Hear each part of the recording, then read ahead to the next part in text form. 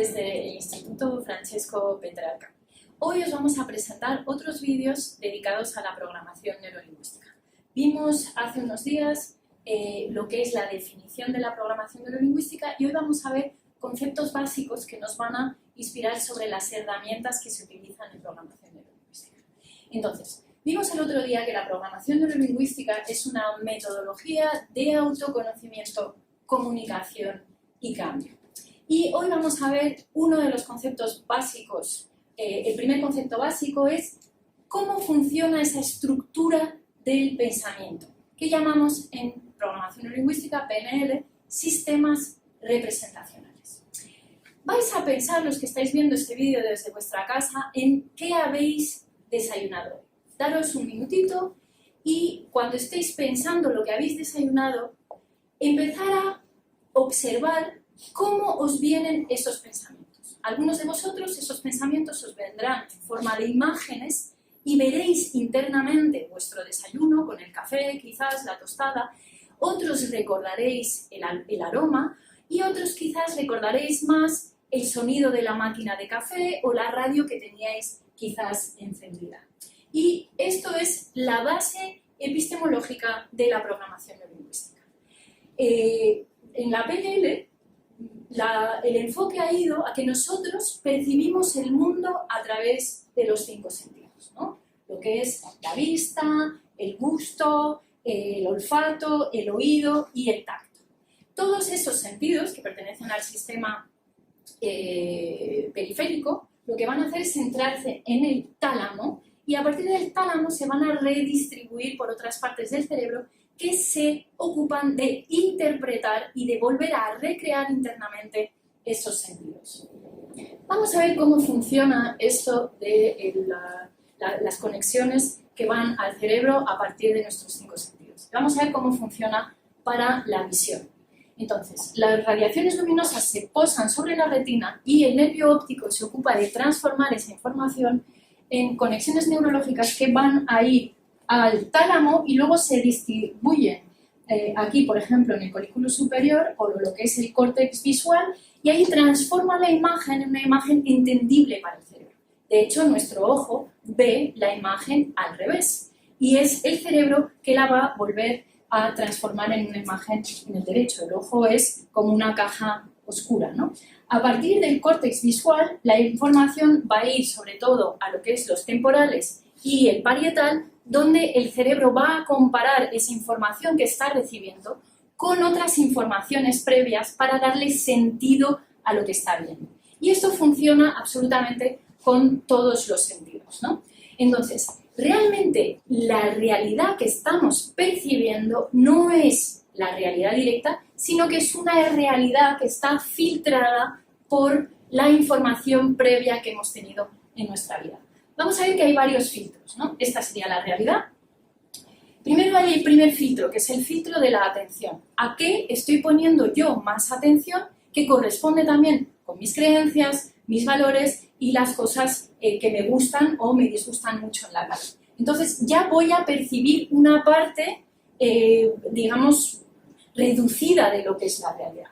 Pero luego hay un segundo filtro, que es cuál de mis sentidos tengo más agudizado y va a trabajar más que los demás. ¿Soy una persona que observa mucho o soy una persona que escucha mucho o soy una persona que es más sensorial, a la que le gusta tocar, olfatear, sentir? Según esto, yo voy a recibir una información más reducida. Pero es que hay un tercer filtro.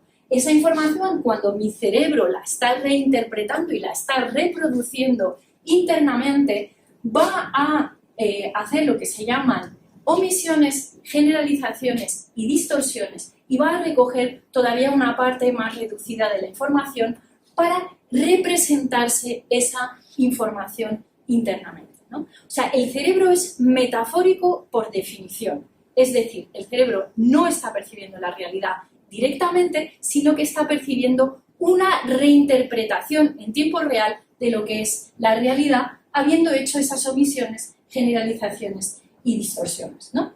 Entonces, cada uno de nosotros va a tener lo que se llaman sistemas representacionales, que son esas representaciones de la realidad internas y va a tener una preferente.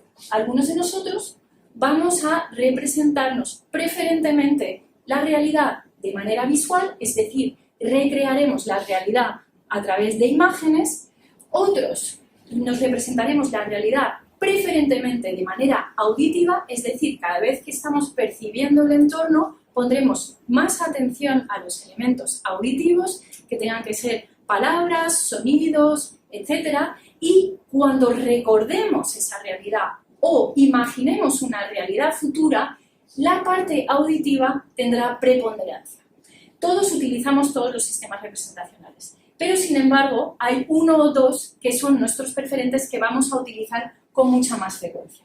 Y las personas que llamamos kinestésicas o preferentemente kinestésicas son aquellas personas que se van a representar la realidad internamente y van a poner mucha más atención a todo lo que es sensorial.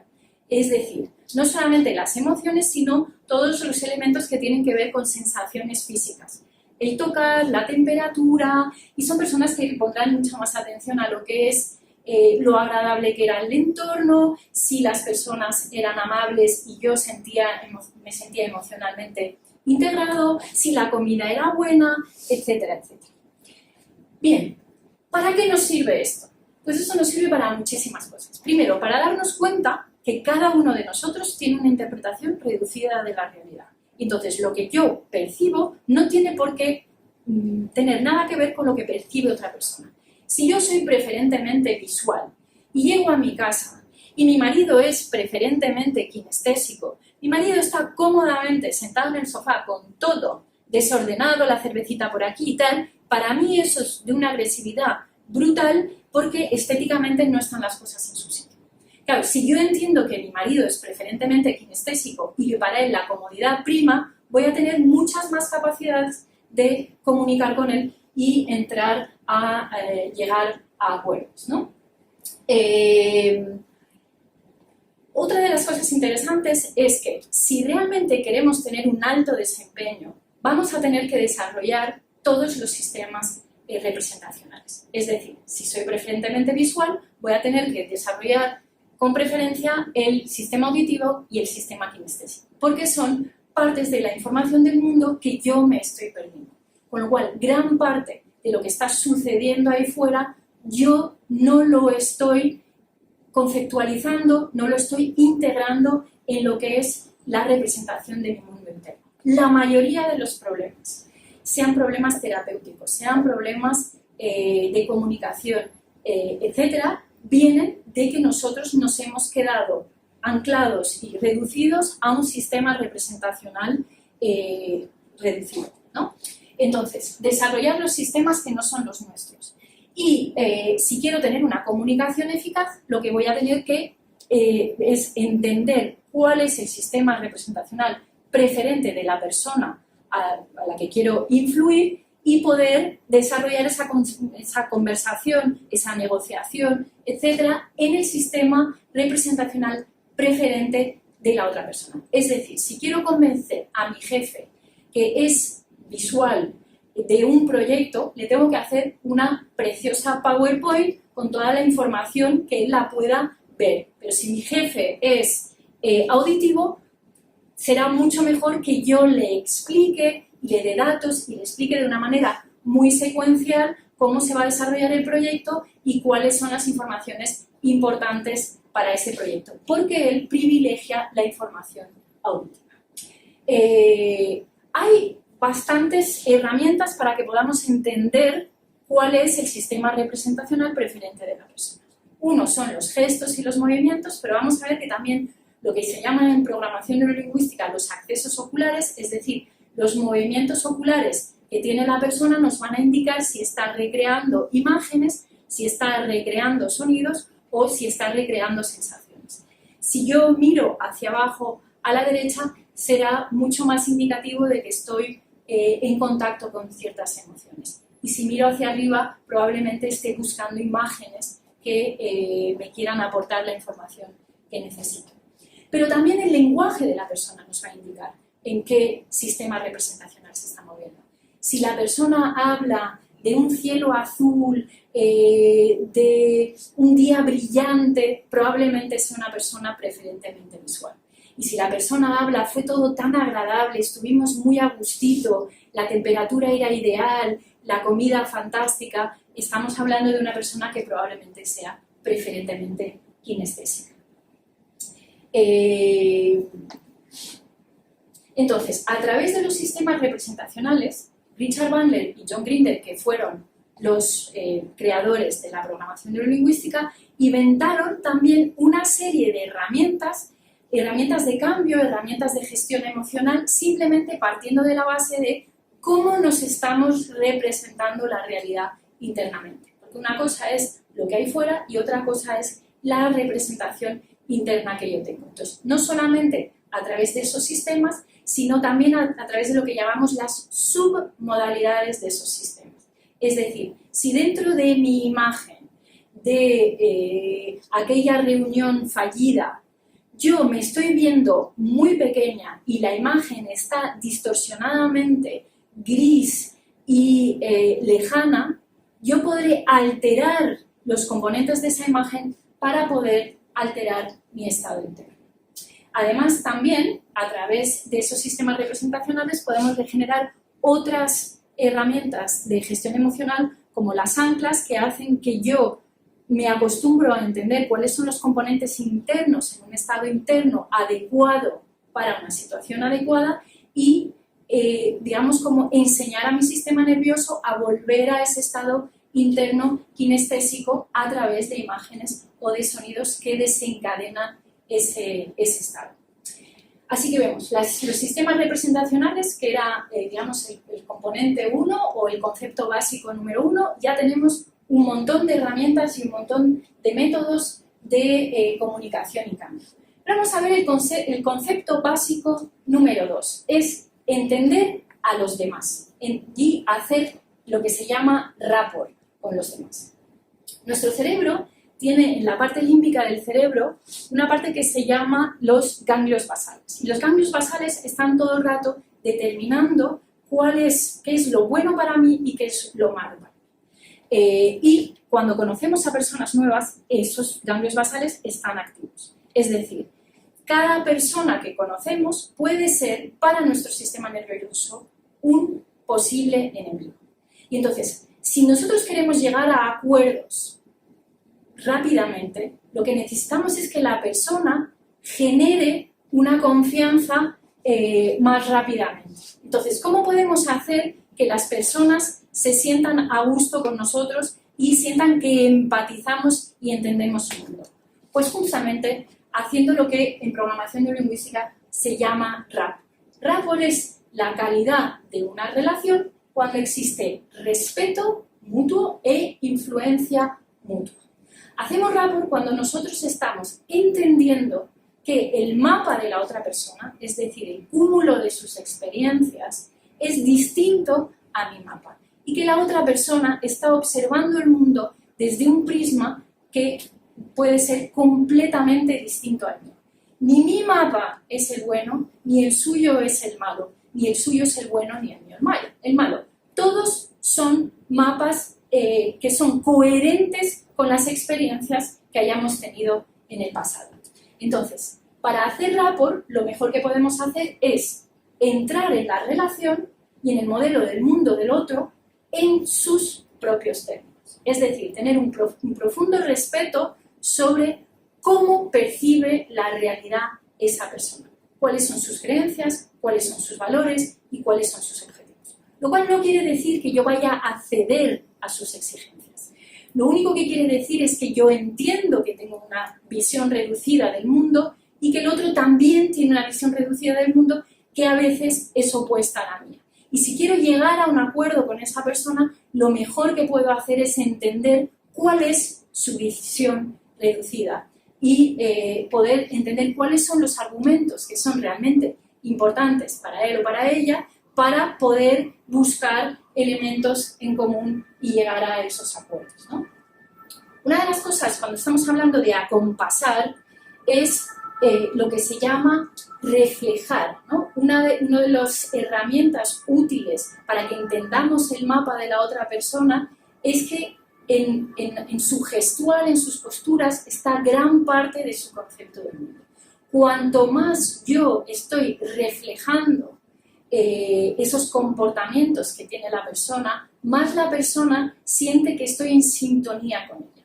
Y esa información pasa por debajo del umbral de la conciencia. Es decir, la persona se siente a gusto, pero quizás no sabe por qué se siente a gusto.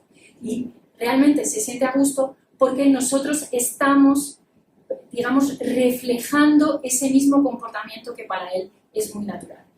Por ejemplo, yo trabajo como coach y muchas veces vienen adolescentes a mi consulta.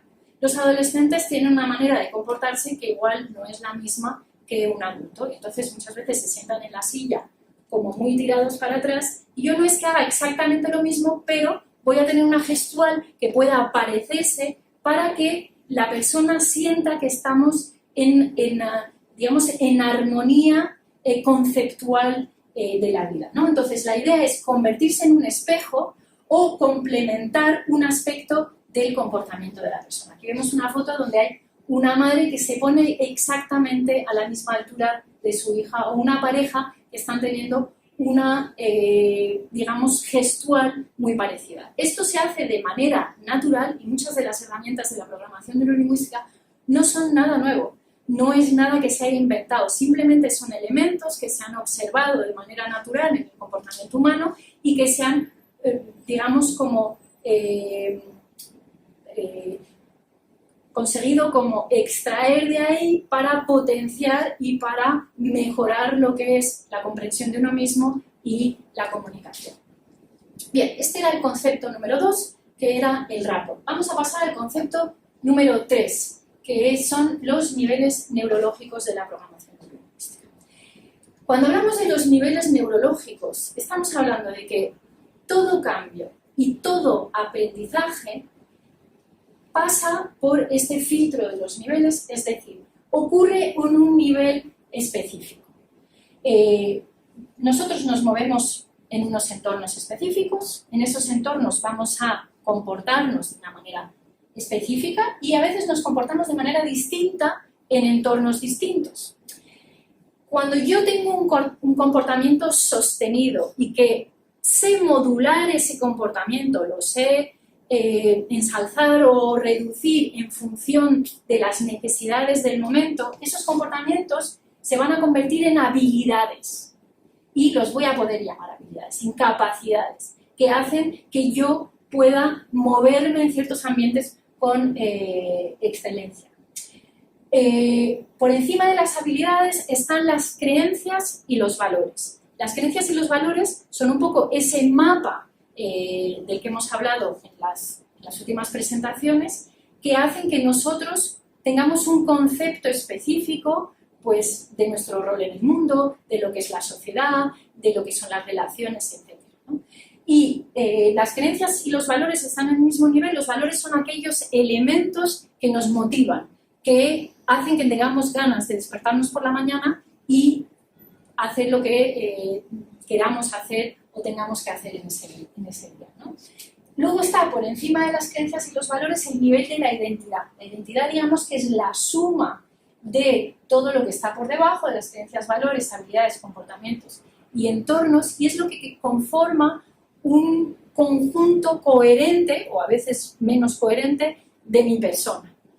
Y luego por encima de la identidad estaría lo que llamamos la parte transpersonal o la parte espiritual. Es qué parte de mis pensamientos y de mis creencias me unen quizás con algo más allá, que no tiene por qué ser Dios en concreto, sino que puede ser algo como que trascienda a mi persona, algo que sea en el fondo, cuando realmente me hago las preguntas esenciales, algo que es importante para mí más allá de mi vida que puede ser finita. Entonces, cada vez que estamos generando un cambio o un aprendizaje en nuestra vida, ese cambio es importante que lo sepamos situar en uno de los niveles neurológicos. No es lo mismo tener que cambiar un comportamiento que podría ser desde un swing de golf, por hablar de algo como más del mundo de los deportes, o un comportamiento, digamos, más amable, etcétera, que tener habilidades sociales, que cambiar, quitar creencias que están siendo creencias limitantes a la hora de poderme desarrollar. En este nivel es un nivel muy interesante y digamos que en el coaching de alto standing lo que estamos haciendo es, digamos, trabajar los niveles altos de la pirámide de los niveles neurológicos, ¿no? Porque una de las cosas importantes de esta pirámide es todo lo que cambiamos más arriba va a tener automáticamente consecuencias más abajo si yo cambio mis creencias. Las creencias son los elementos que me dan permiso o no de hacer ciertas cosas. Si yo creo que nunca voy a ser buena hablando idiomas, el esfuerzo que voy a hacer a la hora de aprender los idiomas va a ser mínimo.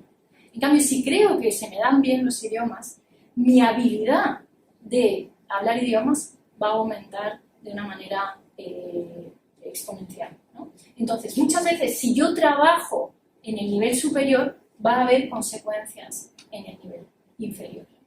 Y gran parte de los procesos de coaching, las personas buscan cambiar comportamientos y obtener ciertas habilidades, pero el trabajo lo hacemos con lo que es lo que llamo la estructura subyacente, que es decir, cuáles son las creencias que se han ido integrando en mi mapa y que no están siendo realmente las adecuadas para generar las habilidades que yo necesito. Una vez que hemos quitado esas creencias limitantes, surgen unas habilidades que ni siquiera, y en muy poco tiempo, pueden surgir inmediatamente habilidades que pensábamos que no teníamos o que no sabíamos que teníamos, ¿no? El trabajo de identidad, evidentemente, cuanto más subimos en la pirámide de los niveles neurológicos, más profundo es el trabajo, más esfuerzo va a implicar ese trabajo, va a implicar zonas del cerebro, digamos, como mucho más profundas, y va a implicar un trabajo de más tiempo. No es lo mismo cambiar de identidad que cambiar de entorno o de comportamiento. ¿De qué nos sirve esto? Pues a la hora de hacer coaching nos sirve para entender en qué nivel está la persona. No es lo mismo una persona que quiera cambiar de trabajo, pero simplemente tenga que generar unas habilidades para su nuevo trabajo, que una persona que se ha identificado muchísimo con el trabajo que está ejerciendo y que lo ve como parte de su identidad y que quiere cambiar a otro trabajo que rompe elementos de su propia identidad. Ahí el esfuerzo va a ser mucho más grande, el tiempo nos va a llevar más tiempo y tiene que buscar una nueva identidad. Muchas veces en las personas que igual tienen adicciones, etcétera, la adicción se ha metido en la identidad. Yo soy el gracioso de las fiestas, bebedor. Entonces, si dejo de beber, ya no soy yo, ¿no? Entonces, ¿qué hacemos? Hay que buscar una nueva identidad que la persona se sienta realmente cómoda y motivada con esa identidad. Pero los trabajos de aquí van a llevar más tiempo. Esto es lo primero. Luego, otra cosa que es importante es que no hay que confundir lo que es comportamiento con identidad. Muchas veces les decimos a los niños, esto lo has hecho fatal, eres un tonto. Esto lo has hecho fatal, es un feedback que está dado en comportamientos, ok. Pero si lo llevamos a la identidad, lo que va a integrar el niño o la persona es elementos que se van a ir grabando en su identidad y que en la edad adulta volverán a ir, es que yo soy malo, es que yo soy tonto, etc. Cuando realmente el problema está en el comportamiento y no en la identidad.